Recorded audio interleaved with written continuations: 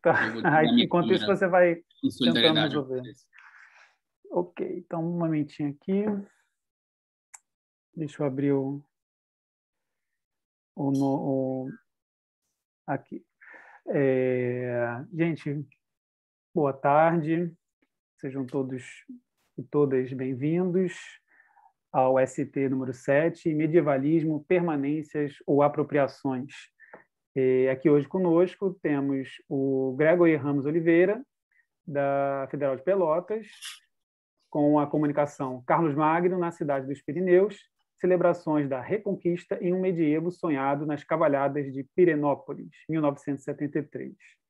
Também temos o Geraldo Magela, de Menezes Neto, Seduc Pará, de Roland e Olivier a Roldão e Oliveiros, o mito da cavalaria medieval na literatura de cordel. E Giovanni Bruno Alves, da UEM, as imagens da tradição, o uso do saltério de Luttrell, 1330, na afirmação de uma identidade medieval inglesa durante o século XX. Eu acabei apresentando eles antes de me apresentar. Para quem não me conhece, sou o professor Marcelo Berriel, da Universidade Federal Rural do Rio de Janeiro e membro do Linhas. Okay? E hoje estou moderando esse ST, a convite da organização. Eu vou manter, então, se os participantes não tiverem nenhuma objeção, eu vou manter essa ordem que está aqui no programa, que foi a ordem que eu acabei de ler. Ok? Tudo bem? Seria primeiro o Gregory. Vocês já devem saber, 15 minutos para cada um. Eu vou botar meu cronômetro aqui e peço para, na medida do possível, respeitarem o tempo de 15 minutos. Quando estiver faltando uns 5 minutos, eu aviso. E se estourarem o tempo, eu também aviso, né? Aí vocês concluem. Eu não vou, né, simplesmente como o pessoal faz nas sessões da Câmara do Senado, eu não vou cortar o microfone de vocês, né? Nem tem esse poder. Mas aviso, aí vocês, se por acaso chegar aos 15 minutos, vocês concluem rapidamente aí em alguns segundos, ok? Tudo bem? Tudo bem. Então, e após, né, a gente já sabe que após a apresentação dos três, temos o espaço para debate, tá? Temos aqui um número razoável de participantes, então acho que dá para ter algum debate interessante aqui. Tá? Então, vou passar a palavra para o Gregory. Tudo bem, vocês estão me ouvindo direitinho aqui? Acho que sim, né? Eu vou só compartilhar aqui. Sim, infelizmente a gente só não tem vídeo. Mas a gente Tá consegue ver a tela. Peraí, só um segundinho aqui. Às vezes quando a gente vai botar em tela cheia, depois de compartilhar a tela, não foi. Tá, beleza. Good afternoon, my name is Gregory Oliveira. I am a history undergraduate advised by Professora Doutora Daniele Galindo from Federal University of Pelotas. And today I'd like to talk about Charlemagne in the city of the Pyrenees, celebrations of the Reconquest, and the dreamed Middle Ages at the Cavalhadas of Pirenópolis in the year of 1973. So, primeiramente, eu vou fazer minha apresentação em inglês, tá? Peço perdão para o pessoal que eventualmente não compreender. Depois nas perguntas, qualquer dúvida eu esclareço.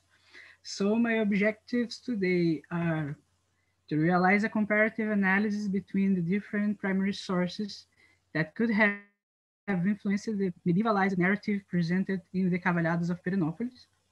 I will try to comprehend, or will try to comprehend, the process of adaptation of an Iberian celebration to become part of the group of cultural manifestations from Brazil.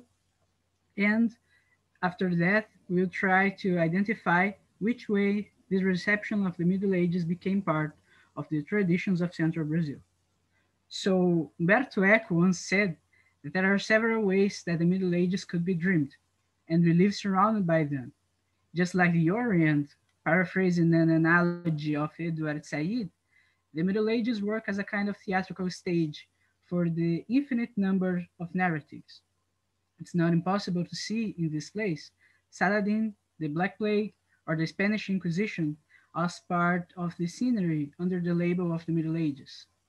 Just like these plays are used, for example, by the European identitary myths, Similar processes happened in the post-colonial communities, who never lived the Middle Ages, but perceived these times, or a dreamed version of them, as part of their identities. This is quite clear in festivities who celebrate the conquest of the other, although they are in fact celebrating their own conquest by the European other. Among these celebrations, the cavalhadas are certainly an eye-catch, mainly because they assimilated the simulation of medieval battles as part of their identities. But what are they trying to represent, and what are the reasons behind the preservation of these colonial traditions in post-colonial context? To answer these questions, we shall look after the sources of the narratives who influenced the story represented yearly in Perinopolis. So, Charlemagne was one of the most important figures in the 8th 19th century Mediterranean world. In 777, Charles received 3 men from Al-Tagir al-Ala, the upper march of the Umayyad Emirate. The pro-Abbasid rulers seek the intervention of Charlemagne in their lands between the Ebro and the Pyrenees. In the next summer, Charlemagne and his troops crossed the Pyrenees in 2 groups, who merged in Zaragoza. The wall of the city, however, closed itself, and Charlemagne sieged the city for 4 weeks, giving up after hearing news about new Saxon raids. So, they crossed the Roncesvalles Pass once more after ransacking the vast city of Pamplona in the path, the only site assaulted by them. The Franks started to return through the pass, and Charlemagne trusted the loot of the campaign to the rearguard. Then, the Gascons attacked the rearguard, retaking the spoils, and killing several Frankish noblemen. Although the Annales Regni Francorum didn't specify who were among the many officials of Palace who fell to the Basques at Roncesvalles, the first quote-unquote biographer of Charlemagne, Einhard, said in his Vita Caroli Magni that died in that day Eginhardus, Anselmus, and Rodlandus Britannici Limites Prefectus, as we can observe in this slide. This is the moment where Roland, the 12 Peers, and the whole set of myths and traditions concerning Charlemagne was born. This account would be perceived as a kind of proto-crusade, even if the Christian Basques were the antagonists and the reasons for the Spanish campaign was the alliance between the quote-unquote Saracen rebels and Charlemagne. As the centuries gone by, the frontiers of Christendom and Darazan became increasingly volatile. Following the Reconquista and the First Crusade, Le Chanson de Roland would imagine the defeat of Rodlandus as a kind of martyrdom in the defense of Christendom against the infidel. Roland and Charlemagne became superheroes, between quotes, of the Crusader Christianity. Their allies and enemies became avatars of a Mediterranean world raised by the religious wars. The translations and sequels and prequels of the Song of Roland would spread the myths of Charlemagne and Roland across the Europe, becoming part of different traditions and turning into prose and verse or even chronicles. In the 16th century, the work of Nicolas de Piémont, the História del Imperador Carlomagno de los 12 Pares de Francia, would be printed in Seville and be carried by the new paladins, the conquistadors, and peninsular colonists across the Atlantic. This work would influence the literature and theatrical celebrations across the empires. In the early 7th century, the work of Piémont was reprinted in Portugal. Probably in the same century it reached the colonies. However, the impact of the story of Charlemagne and the 12 Peers would be perceived after the translation into Portuguese of Jerônimo Moreira Carvalho from the late 1720s. The História de Carlos Magno dos 12 Pares de França would spread a huge collection of episodes from the life of Charlemagne, Roland, and other characters quoted in Cordel literature, and some, but not all, cavalhadas. So before they reached Brazil, the first cavalhadas happened in Portugal around 1464 and in the Azores around the 1560s, where it's linked to the Holy Spirit Festival like some cavalhadas in Portuguese America. The oldest current cavalhadas in the continent are dated from early 18th century onward, while extinct cavalhadas happened since the 7th century. Celebrations of the 19th century, like the cavalhadas of Franca and Garapuava, would have a perceived influence of the História de Carlos Magno. In the crossroads of Portuguese America, Goiás would receive the influence of the northern, competitive, and the southern, dramatic cavalhadas alike. Many small villages founded after the discovery of gold in the region in the 18th century would celebrate their own cavalhadas, and the Arraial of Meia Ponte near Pirineus de Goiás was one of them. One of the arraiais founded by the Portuguese was Meia Ponte, later Piranópolis. In the beginning of the 19th century, with the decline of the gold exploration, the agricultural economy became the main source of income in the region. Father Manuel Amâncio da Luz would be one of the key figures behind the establishment of the first Cavalhada of Meia Ponte in 1826, 7 years after the Comendador Joaquim Teixeira, his brother-in-law and important landowner of the Arraial, promoted the first Holy Spirit festival in the village. Apart from the Batalhão de Carlos Magno, cavalhadas without horses, we didn't know if the cavalhadas of 1826 also counted with Charlemagne, like in 73. However, we can hypothesize, based on accounts of travelers who visited Meia Ponte and other arraiais in the last years of the colony, that not only the cavalhadas were already conducted in central Brazil, but they happened associated with the cycle of Pentecosts, like the Azorian and a few other southern cavalhadas, and even with elements registered by Carlos Brandão in 1973, like the Mascarados. Both Auguste de Saint-Hilaire and Johann Emanuel Paul witnessed the cavalhadas of Santa Luzia, now Luciania, and Santa Cruz, and say that they simulated the skirmishes between Moors and Christians. And Paul said that the Christians were using Portuguese military costumes, for example, and both accounts that say that the mascarados were present. According to Brandão, the cavalhadas of 1973 was called as the Histórica Réfrega entre Mouros e Cristãos. In 3 days, the festivity yearly retells the battle between the Christian king, who identifies itself as Carlos Magno, and his army against the troops of the Moorish king, the Sultão da Mauritânia. In the first day, after a prologue, the kings exchanged embassies, trying to convert each other to their own faith. After failing in this diplomatic phase, the kings face each other. The Christian king is about to kill his antagonist with a sword, but the Moorish king said that they should go to the battlefield. The law of the winner, he said, shall be strong and valuable. The one of the loser, fake, infamous, and liar.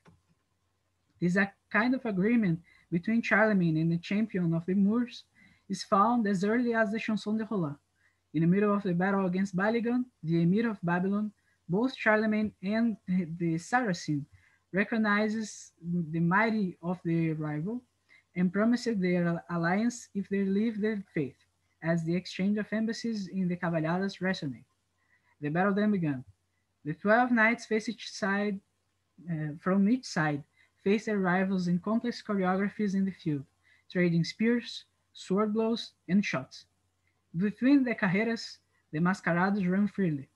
In the second day, another sequence of movements, and in the end, the Moors are arrested and surrendered themselves to the Christians. The Moorish king accepted to be baptized with his army. Only in the second part of the third day that the competition happens, like in the northern cavalhadas.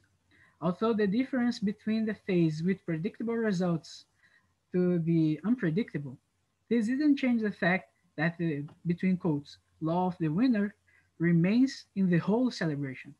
Even if a red knight won the games, for example, it only happens because he was assimilated and enabled to be part of the same group. Like in other celebrations of the Reconquista, the Moors always lose and the Christians always win.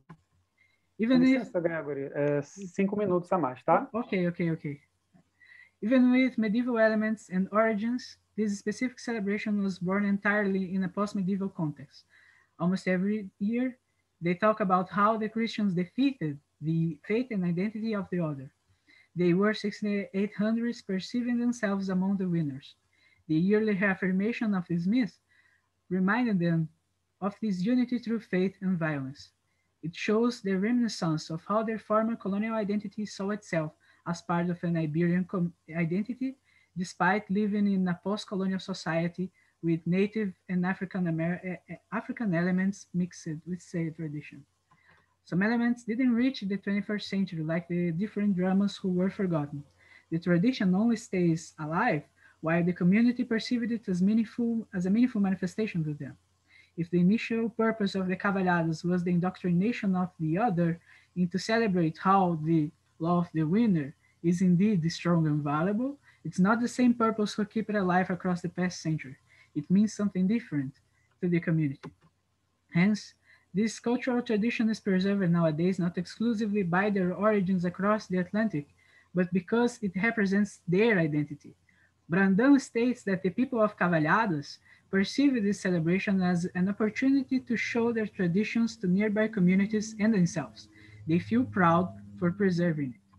So, the Cavalhadas of Pirenópolis are an example of how a dream of Middle Ages, in singular, using different Middle Ages in plural, constitutes a tradition preserved by and for the community, with the will of said community who maintain it as an inheritance. These remnants of colonial identities in the post-colonial world tells stories of the legitimized violence during the process of assimilation of the other. However, while the necessity of reminders to the other of the law of the winner decreased, these celebrations remained, almost as, between quotes, ghosts of this identity, now part of the corpus of colonial traditions preserved by and for the community who dreamed it while it matters to them. Thanks a lot, folks, and that's it. Agora, como é que eu saio? Eu só pauso ali? Obrigado. Obrigado, Gregor. Quer falar, o Luiz, sobre a abertura da câmera? Sim, eu quero fazer uma pequena intervenção aqui. Eu resolvi o problema das câmeras. Como a gente vai fazer, então? Quem é o próximo a apresentar? É o... Deixa eu ver aqui. Sou eu, Geraldo. Isso, é o Geraldo. Okay. Geraldo. Eu vou pedir que você ligue, você vai conseguir ligar a sua câmera agora. Então, tá. aí pode apresentar com sua câmera. Quer ver? Está pedindo autorização aqui. Sim, pera. Agora, liga a sua câmera. Pronto. Já. Pode continuar, Marcelo. E aí, na hora do próximo, eu ligo a câmera dele também. Sim. Beleza. Então, obrigado, Gregory, pela apresentação. Particularmente, fico feliz que é um objeto que eu não conheço, né? Conheço, né? Mas nunca me debrucei sobre ele, mas é curioso como algumas ideias, algumas coisas que eu penso e algumas coisas que eu falei ontem, inclusive, você tocou, né, em alguns assuntos que eu acho interessante, que me são caros, e é interessante ver esse movimento, né, das pessoas chegando próximas nas suas conclusões, nas suas reflexões. E agora, então, vou passar a palavra para o Geraldo, tá? Agora estamos já com o problema resolvido. Quando for a vez do Giovanni, ele também vai poder aparecer, ok? Geraldo, mesma coisa, você já sabe, 15 minutos, a palavra é sua. Eu vou anexar aqui o slide. Estão vendo?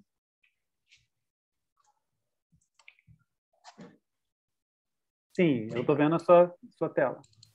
Mas o slide está aparecendo? Está aparecendo. Slide? Ah, tá.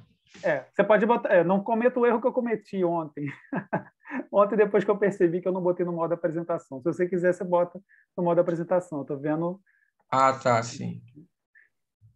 Agora? Ou agora está ok. Bem, então, boa tarde a todos. A minha apresentação vai ser em português, tá? Mas qualquer dúvida eu posso responder. Eu me chamo Geraldo Magela de Menezes Neto, sou doutor em História Social da Amazônia pela UFPA e sou professor da Secretaria Municipal de Educação de Belém e da Secretaria de Estado de Educação do Pará.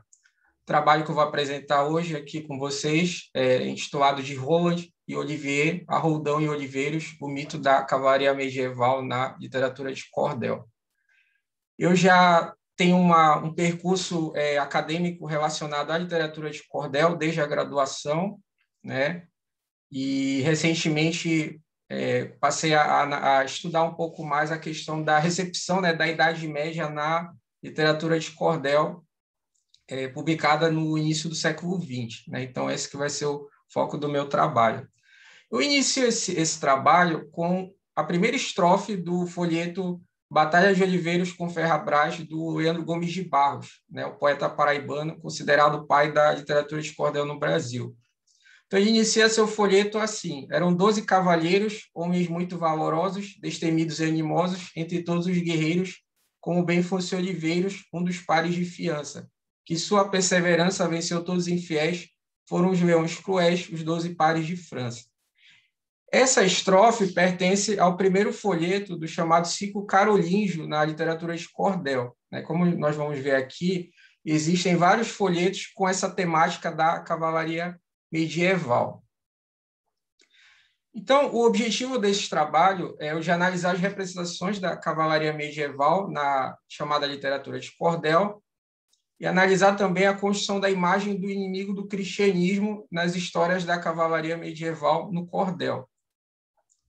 E, para isso, eu utilizo como fonte os 2 folhetos do Leandro Gomes de Barros, né? A Batalha de Oliveiros com Ferrabras e a Prisão de Oliveiros e seus companheiros.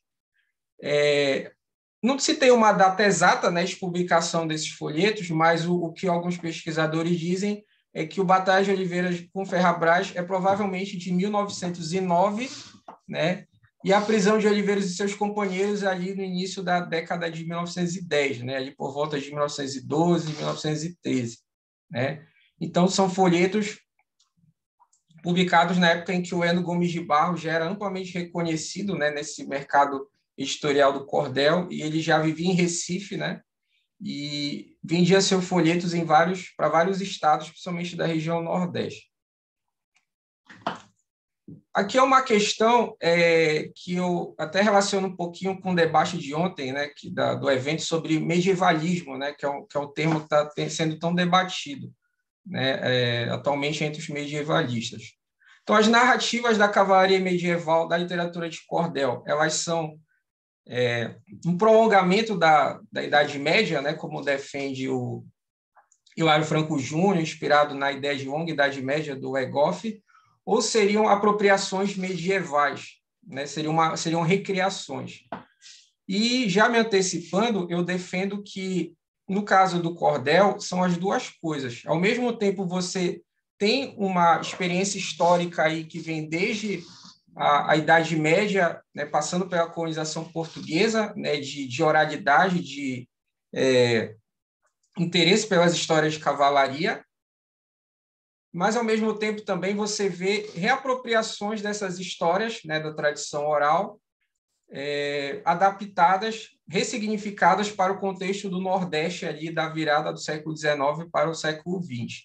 Né? Então, ao mesmo tempo, eu digo que eu concordo com a frase do Hilário Franco Júnior, né, que é um prolongamento dessa poesia da Idade Média no Brasil, e também o que o José Rivaí Macedo denomina de residualidades medievais ou reminiscências medievais, né? Formas de apropriações de vestígios do que um dia pertenceu ao medievo, mas que foram alterados ao longo do tempo. Continuando, isso aqui até o apresentador anterior falou um pouco sobre isso, né? A canção, o início, vamos dizer assim, as raízes, né, dessa tradição oral ligada à cavalaria, uma das obras importantes nesse sentido é a canção de Roland, né, que, segundo o Eghoff, foi criada por volta do ano 1100, né, pelo poeta Thorold.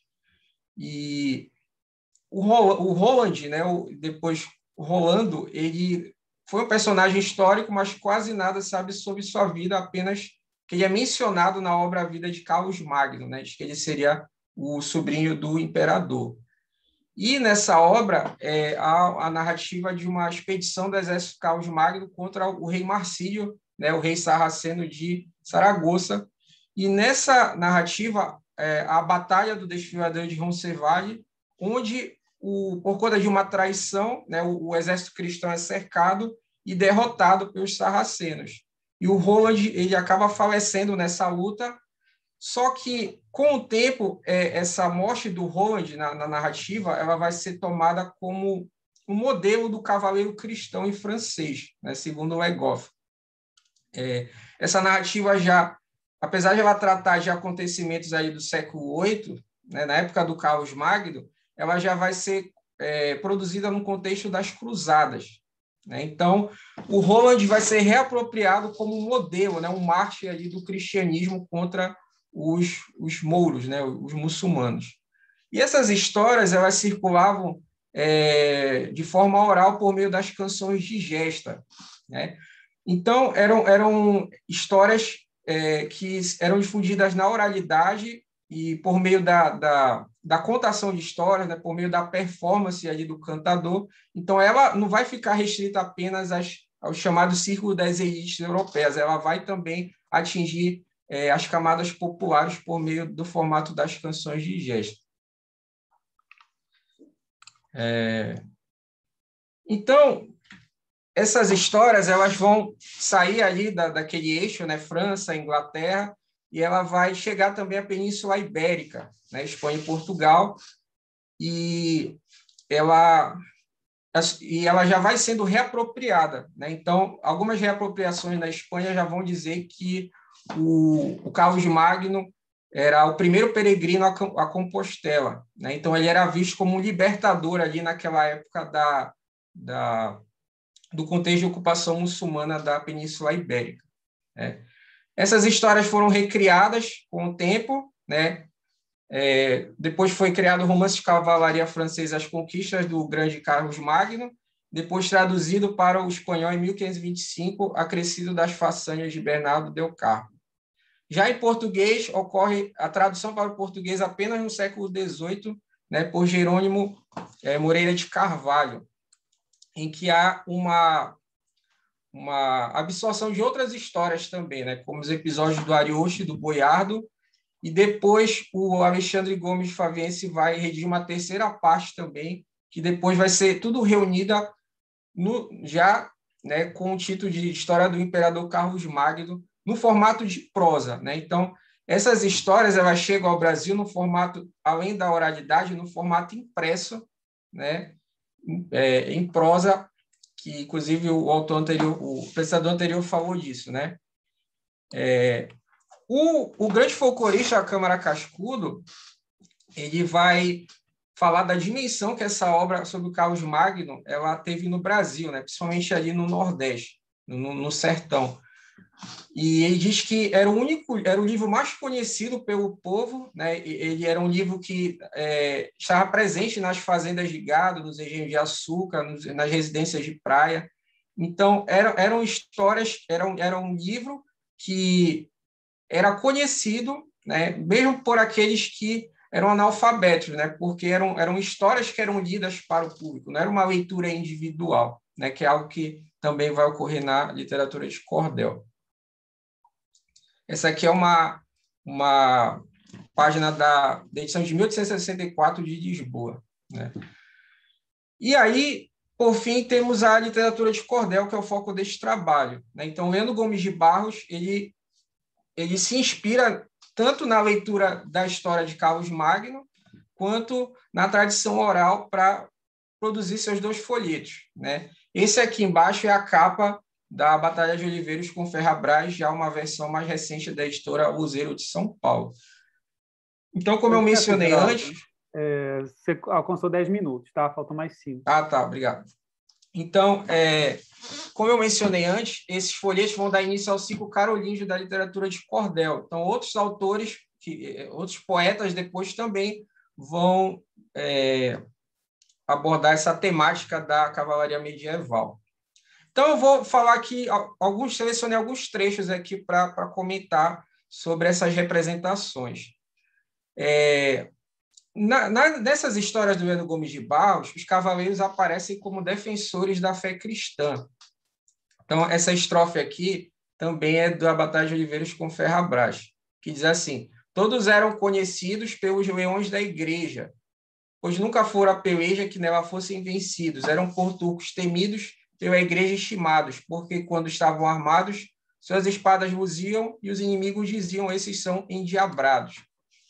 Então, a todo momento, os personagens que aparecem nas narrativas, seja Carlos Magno, seja o Rolando, né, ele já é utilizado, aliás, o Roldão, né, na literatura de cordel, o Roland e depois o Rolando, né, vai ser transformado em Roldão, e o Oliveiros, né, que na narrativa era chamado de Olivier, eles aparecem como aqueles guerreiros que têm como sua principal característica a fé, né? A fé acima de tudo, que apesar das dificuldades, eles tinham fé em Cristo e acabavam vencendo os seus inimigos, né? Então, apareciam como modelos ideais ali de cavaleiros, né? E aí se tem o outro lado, né? O lado do mal, que são os chamados turcos, né? Na adaptação que o Leandro fez, ele não usa o termo mouro, muçulmano, né? Ele usa o termo turcos, e como inimigo do cristianismo. E era representado nesses folhetos pelo Ferrabras, né? Que era o chamado rei dos turcos. Então, ele diz assim: aquele foi o que entrou dentro de Jerusalém, não respeitando ninguém, até apóstolos matou. No templo sagrado achou o bálsamo que Deus foi ungido, coisas que tinham servido na paixão do Redentor, a coroa do Senhor, tudo foi subtraído. Aqui, a construção do inimigo que não tem a mínima consideração pelos valores da Igreja Católica, né? Então, aqui mostra um exemplo de que o Ferrabras entrou na Terra Sagrada de Jerusalém e roubou, né, os símbolos sagrados, né? Fez pouco caso ali das chamadas relíquias da Igreja, né? Então, era uma justificativa para se lutar contra ele, né? Alguém que desrespeitava os valores do cristianismo. Outra forma de representar os inimigos é a partir do recurso da desumanização. Então, esses inimigos, eles são muitas vezes descritos como gigantes, né?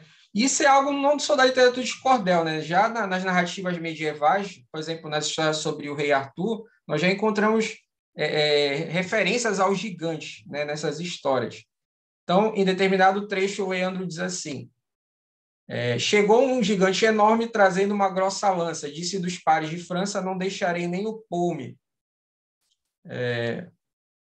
Era um gigante disforme, um aspecto horrendo e feio. Parecia um grosso esteio, chegava a vir a galope. Oliveiros deu-lhe um golpe e o lascou de meio a meio.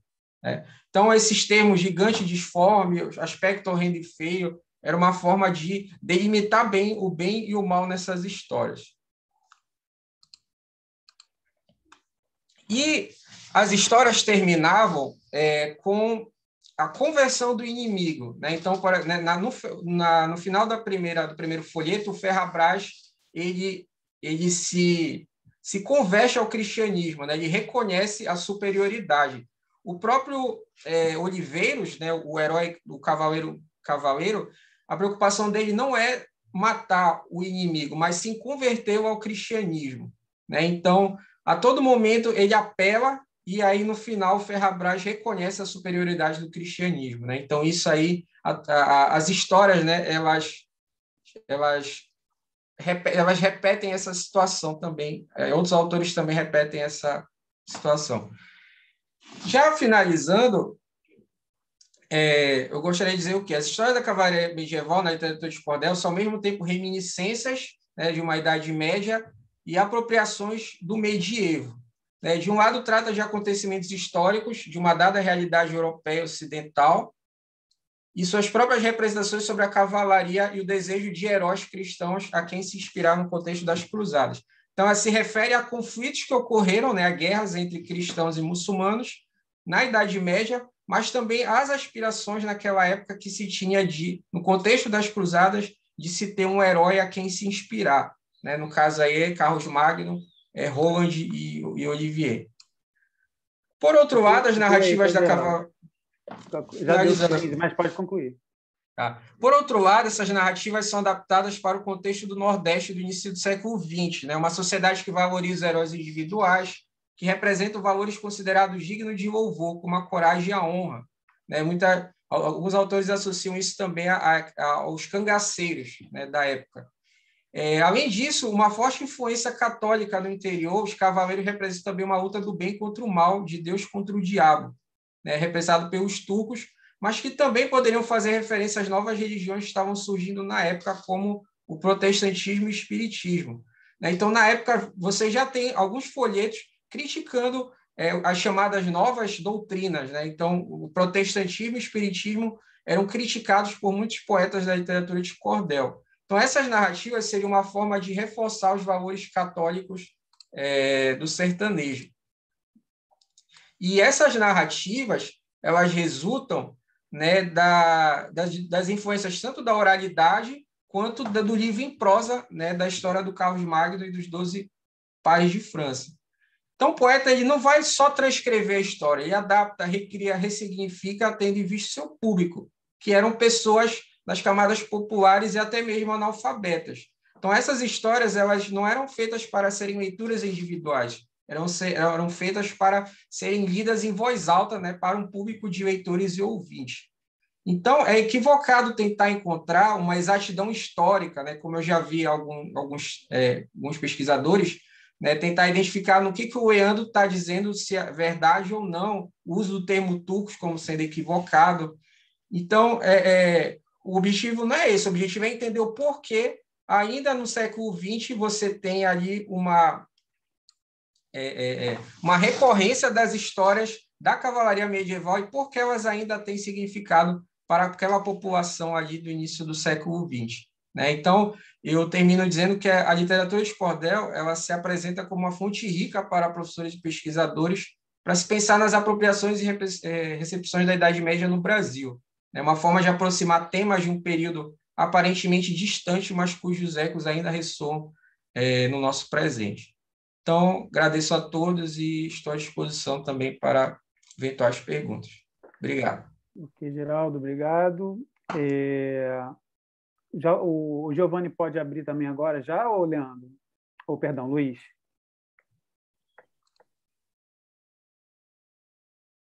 Só um minuto. Quem é? Agora é o... Giovanni. Ele está entre nós? Giovanni Bruno Alves.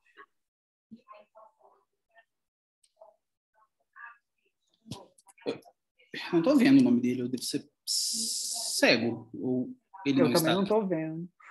Giovanni, você está entre nós. Se estiver, envie um sinal. Se não, você vai ser considerado como ausente do ST. Tá boija esse aqui, né? Giovanni, se você está aqui com outro usuário, mande uma mensagem aí no chat. Fale alguma coisa, nos dê um sinal. Enquanto isso, Gregory, se você quiser ligar sua câmera... pode fazer eu consigo? Eu vou passar o host para você. Aqui apareceu que eu não posso ainda. Sim, você vai poder agora. Tenta agora. Agora foi. Boa tarde.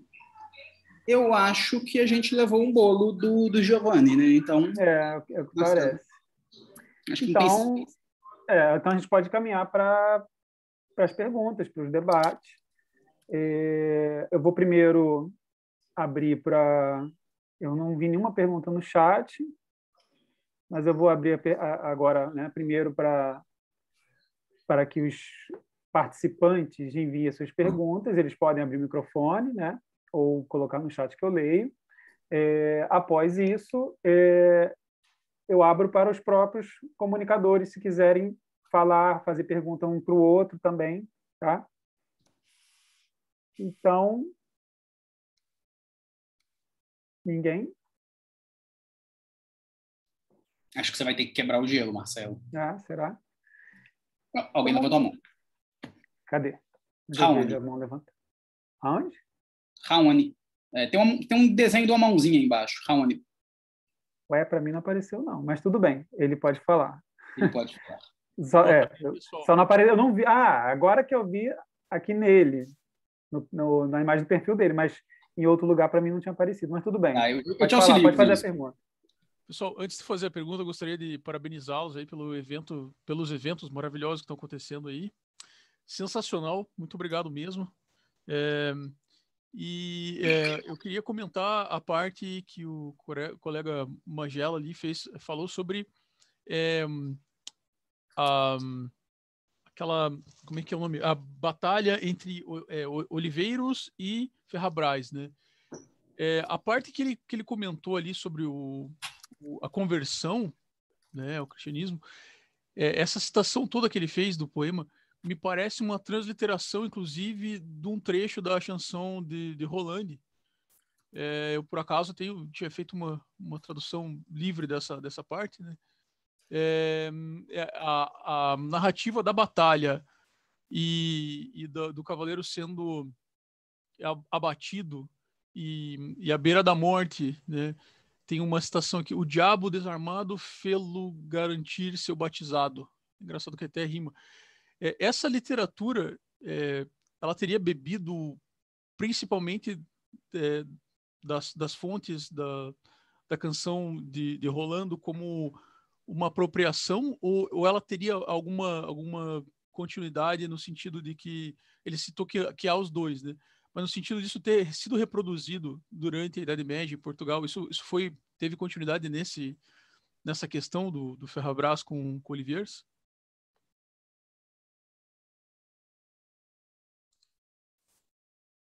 Pode responder ou... Pode responder, Geraldo. Pode responder. Você pode ligar a sua câmera também. Isso. Tá. Obrigado. Raoni, né? Obrigado pela pergunta, né?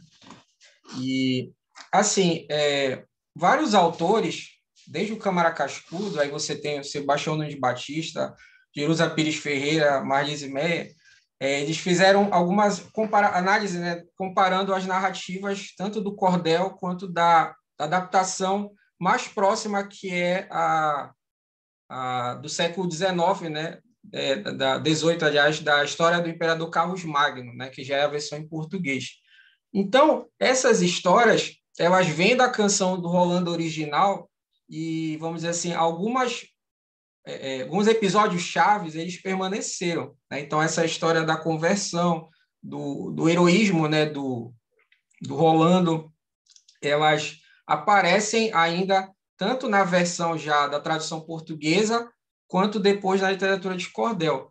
Só que, ao longo do tempo, vão sendo adicionadas outras histórias de acordo com o contexto e com a época em que ela é produzida, né? Então, já quando chega à Península Ibérica, já é adicionada a questão da ideia de reconquista, né? A questão lá da batalha, né, contra os muçulmanos na Península Ibérica.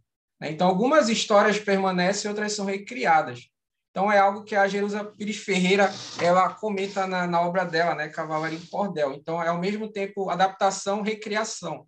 E várias estrofes, elas são, vamos dizer assim, adaptações praticamente literais da narrativa em prosa, e outras já são criação do poeta. Ele vai excluir algumas situações, vai criar outras, vai usar termos usados pelas camadas populares.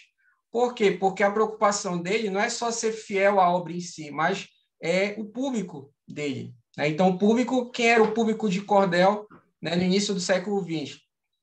As camadas populares, né, pessoas, inclusive analfabetas, e pessoas que queriam uma história que fosse rimada, né? Então, cordel ele é feito em poesia, em versos rimados. Queriam uma história em que estivesse delimitado o bem contra o mal, né? Então, essa é uma... quem analisa isso também é a Márcia Abreu, né? Quando ela faz uma análise das adaptações de obras literárias da literatura erudita para o cordel. Então, ela diz assim, que o público do cordel ele quer uma história clara, concisa, né? E que, no final, haja uma questão moral, né? Em que haja uma lição para aqueles que estão ouvindo. Então, essa lição seria o quê? O cristianismo, né? Como uma religião ali superior, como uma religião que vencia a tudo e a todos, apesar das dificuldades. A questão de um herói que encarnasse esses valores, né, do cristianismo, que é algo que vem da canção do Rolando e depois das readaptações, mas que é reforçada ali. E também a ideia de um inimigo terrível, né? Um inimigo monstruoso, né? Um gigante que queria destruir os valores da igreja. Então, o que eu mencionei ali até um pouco rápido no final é que, naquele contexto do início do século XX, você tem, no interior do Nordeste, uma influência forte ainda da igreja, né? Então, os valores católicos ainda estavam muito enraizados, né, ali entre os chamados sertanejos, só que já havia, né, já existiam ali algumas resistências a esses valores, como eu mencionei antes, o espiritismo e também a questão das religiões protestantes, né? Elas vão se inserindo ali aos poucos. E eu vejo que esses folhetos também é uma forma de resposta, né? Então, ao longo do tempo, os poetas de cordel, em sua maioria, eles são católicos, né? São cristãos e vão ser contrários a o que eles chamam de novas doutrinas e chamado espiritismo, né? Então, os folhetos estão dentro também desse contexto. Então, ao mesmo tempo em que ele pega a sua matriz original, ele vai readaptando, ressignificando, enfim, de acordo com aquele contexto do início do século XX. Bom, agora apareceu uma pergunta aqui. O login é Afonso, mas, se eu não me engano, é a Maria Eugênia. Quer falar, Maria? Ou você... Posso só ler o que você colocou aqui? Ou você prefere abrir o microfone?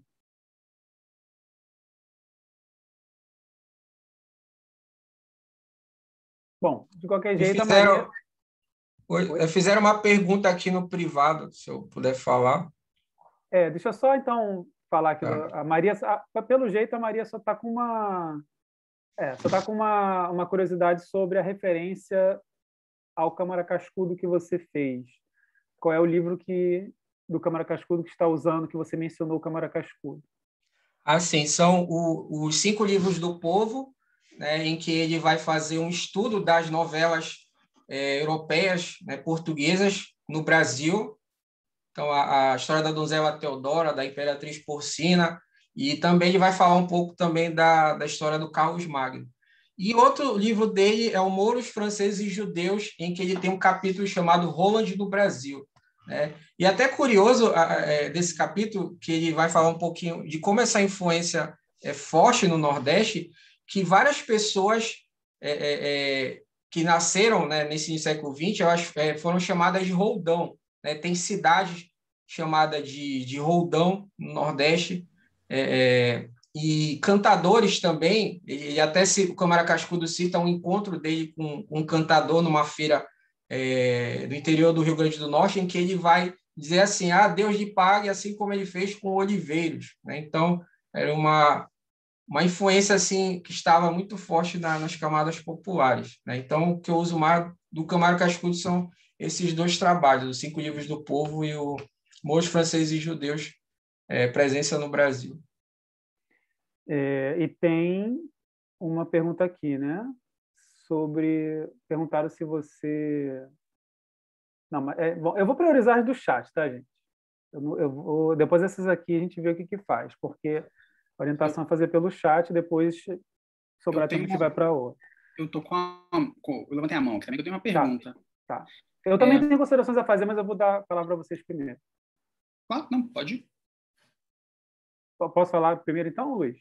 Vontade. Tá, então eu vou fazer o seguinte: eu vou fazer uma pergunta, que na verdade é uma curiosidade que eu tenho, para o Gregory, e depois vou me dirigir ao Geraldo e vou aproveitar o que o João Batista colocou aqui. Tá? Aí depois eu passo a palavra para eles responderem e depois você faz a sua. Pode ser, Luiz? A gente faz isso, então. Não pressa. Como eu sou da organização, prioridade é a minha última. Tranquilo. Então, vamos lá. Com relação ao... Vou fazer primeiro para o Gregory, mas eu vou emendar, tá? Aí depois o Gregory responde e o Geraldo responde depois, porque a minha pergunta para o Geraldo tem a ver com o que o João colocou aqui. Eu só quero fazer um adendo ao que o João colocou. Então, Gregory, você... essa pesquisa, né, que você apresentou aqui para a gente, principalmente nas suas considerações finais, me lembrou bastante né, coisas que eu estudo, mas meu objeto é um pouquinho diferente, é literatura, é Ariano Suassuna, mas lembrou bastante a posições, né? Não é exatamente a mesma coisa que eu falei ontem, mas se aproxima bastante, chegou quase lá, né? Você quase chegou a uma postura teórica muito parecida com o que eu tenho, que eu fiz a exposição ontem. Então, pensando um pouco nas coisas que eu ando lendo e tudo mais, eu gostaria de perguntar a você, né, como você enxergou aí essa formação de identidade com as cavalhadas, que rompe um pouco com não é exatamente uma imitação da Idade Média, isso lembra muito o que eu falei ontem na mesa, e você chegou a falar de pós-colonialismo, e eu usei um termo na minha comunicação ontem, que é algo que eu gosto bastante. Queria saber se você já pensou isso, como eu falei, é só uma curiosidade. Se você leu algo sobre isso, se você já chegou a cogitar de fazer uma abordagem com base nos chamados estudos decoloniais, ou seja, ir além para o que a gente chama de pós-colonialismo, e na proposta do tal do giro ou virada decolonial, uma vez que você mesmo enxergou aí essa... apesar da influência, apesar das ideias medievais, né, você tem uma construção própria feita ali nas cavalhadas que tem a ver com uma identidade local. Tá? Então, guarda isso daí e vou fazer para o Geraldo, ok? Aí você depois passa a palavra para você e o Geraldo responde. Eu vou ler a pergunta do João primeiro, que eu vou priorizar dele, e vou fazer um adendo aqui. A maioria dos trabalhos sobre literatura de cordel e festejos populares, com referências medievais, abordam esses temas à luz das teorias francófonas da longa Idade Média e reminiscências medievais, ou resíduos medievais. A minha questão que gostaria de colocar é como abordar esses temas a partir do campo de estudos do medievalismo ou neomedievalismo, analisando essas questões não apenas como reminiscências do passado europeu, mas como reapropriações e ressignificações, ou seja, algo mais do que mero resíduo de uma longa Idade Média que jamais chegou ao Brasil. Agora, meu adendo à pergunta do João que eu faço, que ele está fazendo para o Geraldo e eu faço também, é o seguinte: por que você não... Isso é uma recomendação, não é só uma pergunta, é uma recomendação. Por que você não tenta romper um pouco com essa coisa que você abordou no início e depois você repetiu na sua conclusão, de usar as duas coisas, né? A ideia de que é herança e a ideia de que é medievalidade, que é apropriação, né? Porque será que não dá para optar, né? Em vez de concluir que são as duas coisas? Isso é uma primeira observação, né? Pensando na sua comunicação. E a outra, que tem a ver bastante com o que o João colocou, meu outro adendo, né? Minha outra contribuição é o seguinte: já que a gente está falando aqui de medievalismo e neomedievalismo, nessa proposta de tentar escolher o que é, afinal de contas, né? Se é uma herança ou se é uma apropriação, por que você não abraça ou por que você não tenta relacionar isso com esse campo dos teóricos do medievalismo e do neomedievalismo, né? Porque a ideia de medievalidade lembra muito, se aproxima muito, enfim, é um outro termo usado no Brasil, muita gente usa, como o João falou aqui, principalmente o pessoal que estuda Nordeste, mas a gente tem uma contribuição de autores de vários países, né, que falam sobre medievalismo, e estão, né, como a gente estava conversando ontem, né, no evento, em outras ocasiões do evento, estão tentando amadurecer questões conceituais a respeito do medievalismo. Então, será que não, ao invés de optar pela medievalidade, né, que é quase que a meio caminho, tá, um passo de chegar no medievalismo, por que não, de fato, ler os teóricos do medievalismo, né, e são vários, e tentar encaixar o que você faz no campo do medievalismo e assumir o campo do medievalismo, ao invés de ficar no termo, né, que se não me engano, foi criado pelo Rivair, né, de medievalidade. Tá? É isso. Então, agora eu vou passar a palavra para o Gregory e depois para o Geraldo, que, na verdade, o que eu fiz foi juntar o que o João falou com a minha observação. Na verdade, é uma resposta só que você vai dar, tá, Geraldo? Então, é isso.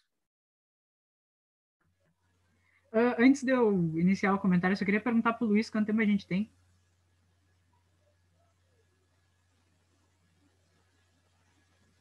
Olha, antes de responder, eu digo o seguinte: nós não tivemos uma apresentação, tá? E no debate, não necessariamente a gente tem um tempo para responder. Certo? Então, enfim, vai do bom senso aí de cada um, tá?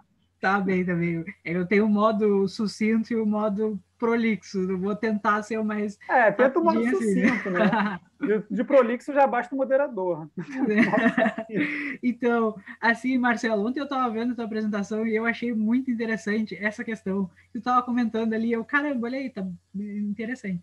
A leitura que eu fiz, que acabou chegando, foi o meu próprio objeto de pesquisa, que na verdade é a pesquisa do Brandão. Carlos Brandão, ele teve em 73 nas Cavalhadas e ele, antropólogo e tal, fez um relato bem contundente daquilo. E aí eu me debrucei nele como se eu estivesse vendo um relato de viagem, né?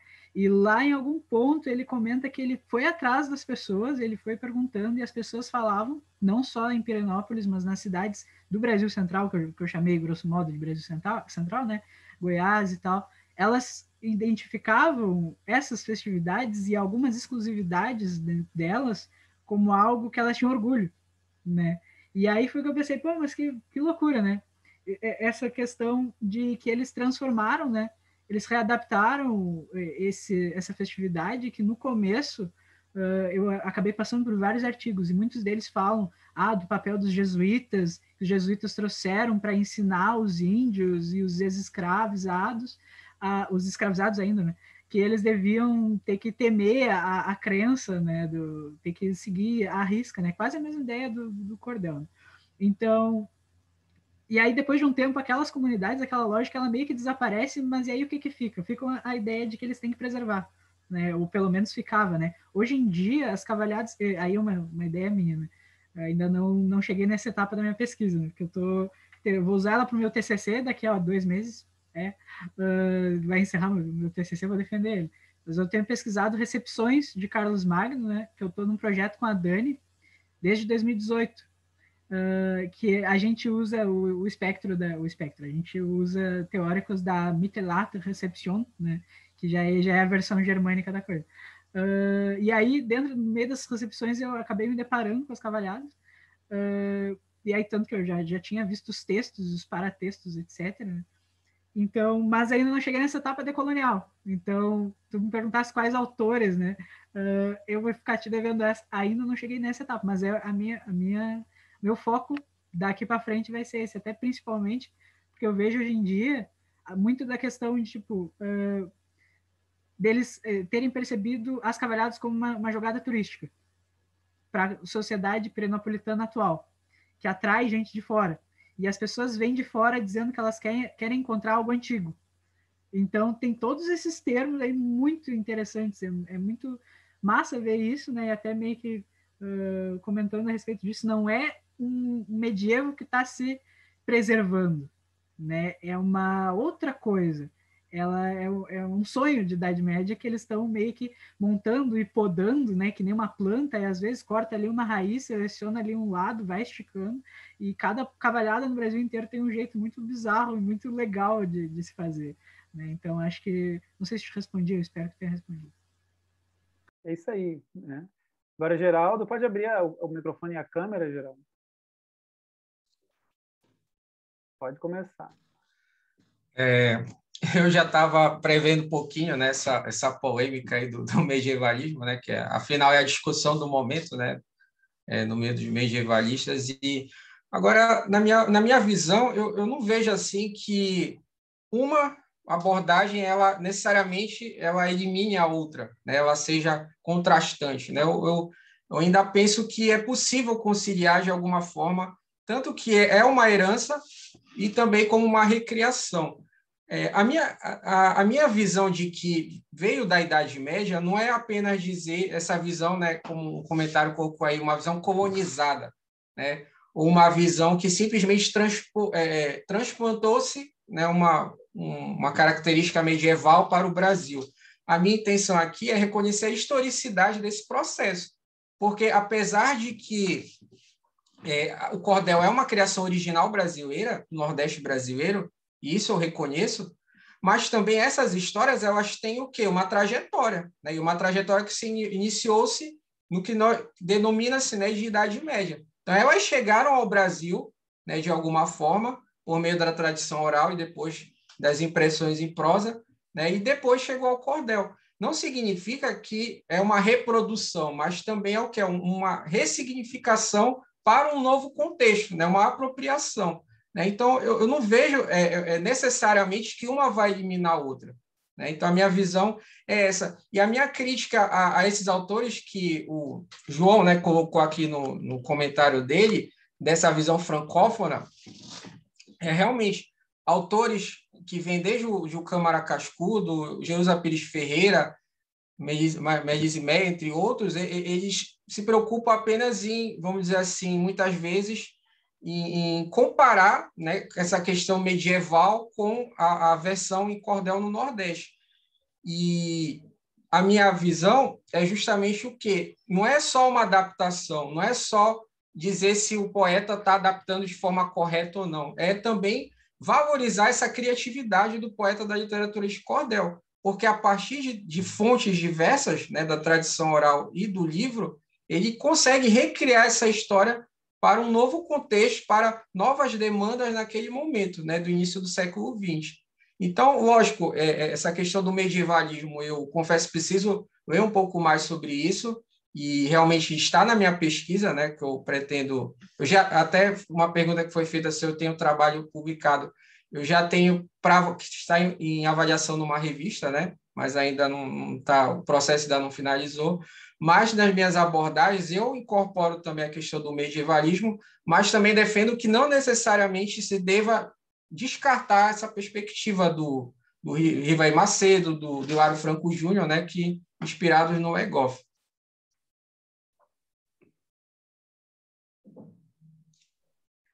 O Luiz reformulou, ainda dentro dessa discussão, então eu vou priorizar, mas é diferente.